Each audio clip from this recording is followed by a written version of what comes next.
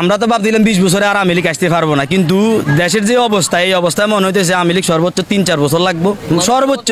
আমরাও ভাবছিলাম 30 বছরে আওয়ামী লীগ আসতে পারবো না, কিন্তু আওয়ামী লীগের আমলে যে খারাপই গুলো হয়েছে এখন আর 3 গুণ হইতেছে। দিন শেষে সবাই আওয়ামী লীগের টাকা খাইতেছে, সবাই বক্তব্যে বলতেছে আওয়ামী লীগের কাছে থাকতে পারবো না, কিন্তু রাত্রে কিন্তু বান্ডিল খাইতেছে, ভাই আসি ভাইয়ের হাত আছে, সব জায়গায় হচ্ছে। আপনি বলেন কার দুর্নীতি আপনি দেখেন নাই? আওয়ামী লীগ সরকারের পিএস 16 বছরে 400 কোটি টাকার মালিক হয়েছে, আসিফ মাহমুদ নাইতে 6 মাসে তারা 300-400 কোটি টাকার মালিক হয়ে যায়। তাহলে দুর্নীতি আগে বেশি হয়েছে না এখন বেশি হয়েছে? সময় পার্থক্য। কিন্তু তারা 16 বছরে 400 কোটি টাকার মালিক হয়, তারা 7 মাসে 300 কোটি টাকার মালিক। 5 আগস্টের আগে দেখলাম যে লুঙ্গি পিনছে, তারা এখন হুন্ডা নিয়ে ঘুরে। এটা পাইছে কই? অনেক লোকে গ্রামে গঞ্জে, আপনারাও জানেন, কিন্তু এখন আমি তো আপনারা শো দেখাইতে পারতেছি না। সবাই জানে গ্রামে গঞ্জে এখন যারা কুজ্জা খাইছে তারা এখন একজন নেতা, তারা এইভাবে হাত তুলে দেয়। আপনার স্বাধীন দেশে মানুষের রোডে মারে কিভাবে, পাথর নিক্ষেপ করে মারে ফেলায় কিভাবে? ওই তলে তলে সবাই ভাবি, অন্যের ভাব দেখলে এক পাল্লা ভাড়াই মাফি। এটা হচ্ছে আমাদের মূল সমস্যা ভাই। উপরের দিকে তুতু মারলে নিজের গায়ে পড়ে, এটা আমরা ভাবি না। আমরা মনে করি আমি এখন সবকিছু, এই যে হত্যাটা হয়েছে দায়ভারটা এখন ডক্টর ইউনূসের কাঁধে সবাই দিয়ে দিবে। কেন দিচ্ছে? প্রশাসন কার? ডক্টর ইউনূসের। ডক্টর ইউনূস কেন নির্দেশ দিছে? এদেরকে বাঁচানোর জন্য। তো হাসিনাও তো একই কাজ করেছে, সেম কাজটা হাসিনা করেছে না? তার নিজের ক্ষমতা রক্ষার্থে সে স্বাভাবিক অনুমতি দিতে পারে। তো হাসিনার যে দোষ, ডক্টর ইউনূসেরও সেম দোষ। ওই যে একটা কথা না, গু খায় সব মাছের নাম হয় শুধু ফাঙ্কাস মাছের। এখন হাসিনার দোষ হয়ে গেছে, ডক্টর ইউনূসেরটা জায়েজ হয়ে গেছে।